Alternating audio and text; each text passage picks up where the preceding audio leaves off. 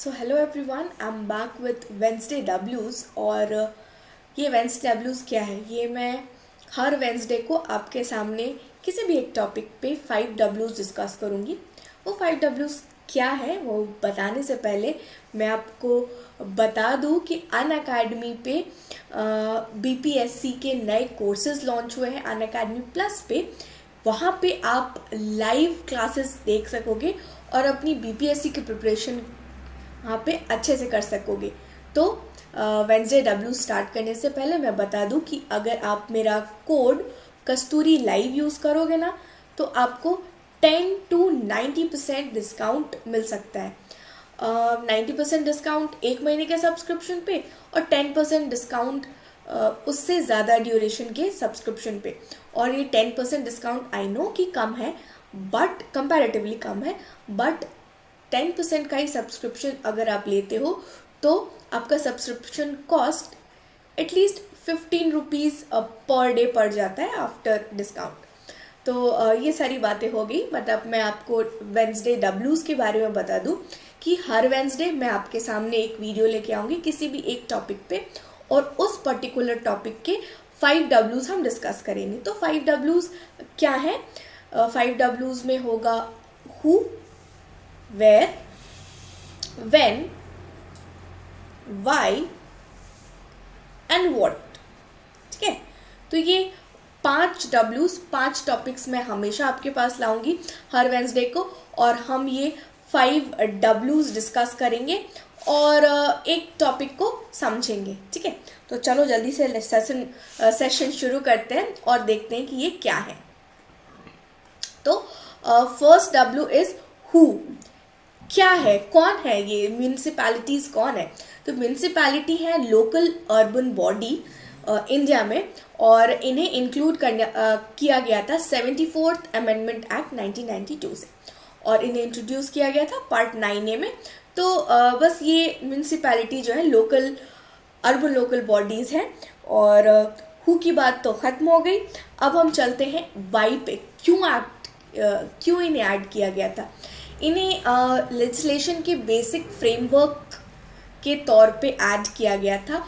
Also local self governance को introduce करने के लिए अर्बन इंडिया में इसे लॉन्च किया गया था, इंट्रोड्यूस किया गया था, इम्प्लीमेंट किया गया था ना। वेयर, कहाँ हुआ था?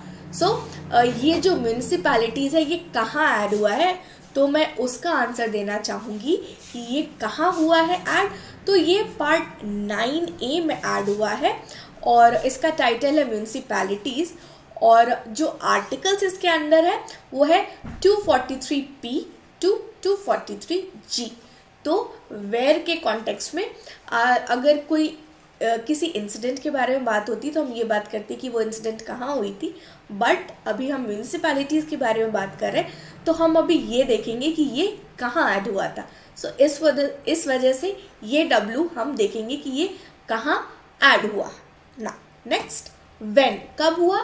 तो ये 1992 में एक्ट फॉर्म हो गया। ठीक है, तो ये 4th डब्ल्यू था ना। 5th W what. अब फाइनली पहुंचते हैं कि म्यूनिसिपैलिटी है क्या आखिरकार। तो ये पार्ट 9A इंक्लूड जो हुआ था उसमें कहा गया था कि 2 तरह की बॉडी होती है, institutions to serve local people and institutions for planning development. तो 2 तरह की लोकल बॉडी, एक लोग को सर्व करने के लिए, सर्विस प्रोवाइड करने के लिए, एंड दूसरा डेवलपमेंट की प्लानिंग के लिए। तो ये म्यूनिसिपैलिटी का ही काम है। अब देखते हैं म्यूनिसिपैलिटी जो है वो 3 सेक्शंस में डिवाइडेड है। देखो, municipal corporation, municipal council and nagar panchayat.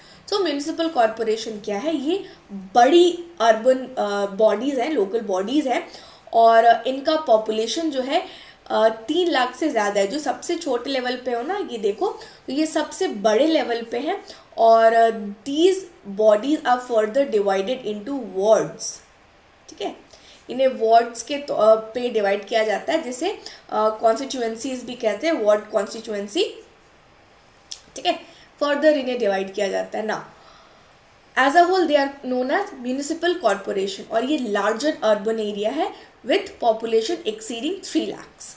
उसके बाद आता है म्यूनिसिपल कॉर्पोरेशन, वो स्मॉलर अर्बन एरिया में जो भी एस्टैब्लिश्ड है वो म्यूनिसिपल काउंसिल कहलाता है। एंड इसमें क्या डिमार्केशन, आप कैसे डिवाइड करते हैं, म्यूनिसिपल काउंसिल कहाँ है, नगर पंचायत कहाँ है, कॉरपोरेशन कहाँ है, ये देखो एक तो पॉपुलेशन के बेसिस पे डिसाइड करते हैं एंड दूसरा यहाँ पे नगर पंचायत का जो डिमार्केशन है वो कैसे है, वो ट्रांजिशनल जोन है नगर पंचायत। अर्बन एरिया एक बाउंड्री जो है उसकी अर्बन एरिया को टच करती है एंड दूसरी रूरल एरिया को, तो इस वजह से एक ये भी क्राइटेरिया है डिवाइड करने का, ठीक है। और इसी क्राइटेरिया में एक पॉपुलेशन भी है, तो नगर पंचायत की पॉपुलेशन 10 से 20,000 है, उस पर्टिकुलर एरिया को नगर पंचायत के अंदर कहलाएंगे। और ये जो म्युनिसिपल काउंसिल है उसमें जो पॉपुलेशन वो 20 to 3 lakhs है। तो ये 3 बेसिस है कि कैसे डिवाइड करते हैं म्युनिसिपल कॉरपोरेशन और काउंसिल को। अभी देखो इसे इंक्लूड किया गया था 73rd अमेंडमेंट 1992 में, ये हमने देखा है।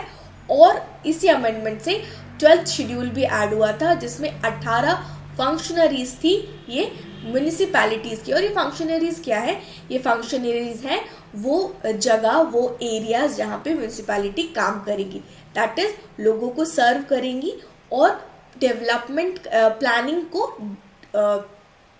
जो डेवलपमेंट की प्लानिंग करेगी। I am so sorry. चलो next, all the members of a principality shall be either directly elected or for this purpose if a municipal area not if a municipal area shall be divided into territorial constituency known as wards। तो मैंने वो कर ही दिया है आपसे discuss ना। The state legislature may provide the manner of election of the chairperson of the municipality। Now एक municipality जो है इधर कॉरपोरेशन, काउंसिल या फिर आपका नगर पंचायत, तो बहुत ही बड़ा एरिया जो बहुत ज़्यादा पॉपुलेशन वाला एरिया होगा, अर्बन एरिया, वो आपका म्यूनिसिपल कॉरपोरेशन में आएगा। देखो ये है ना म्यूनिसिपल कॉरपोरेशन, ठीक है। तो इन्हीं सबको वार्ड्स में बदला गया है जो कि टेरिटोरियल कॉन्स्टिट्यूएंसीज है, ठीक है। और इनके बारे में कहा गया है कि ये लेजिस्लेचर स्टेट लेजिस्लेचर जिस तरह से इलेक्शन इसका करवाना चाहे ये वो डिसाइड करती है। और अगर एक वार्ड में बहुत ज़्यादा पॉपुलेशन है तो 2 या 3 वार्ड को मिला के एक वार्ड कमेटी भी बनती है, ठीक है। और इसका कॉम्पोजिशन वगैरह सारा स्टेट लेजिस्लेचर डिसाइड करती है ना। ड्यूरेशन क्या है म्यूनिसिपैलिटी का, अगेन 5 years, और 5 साल के पहले भी डिसॉल्व हो जाता है, बट जब ये दोबारा इलेक्ट होता है ना तो जो बचा हुआ टाइम पीरियड है वो उतने ही टाइम के लिए इलेक्ट होता है और काम करता है ना।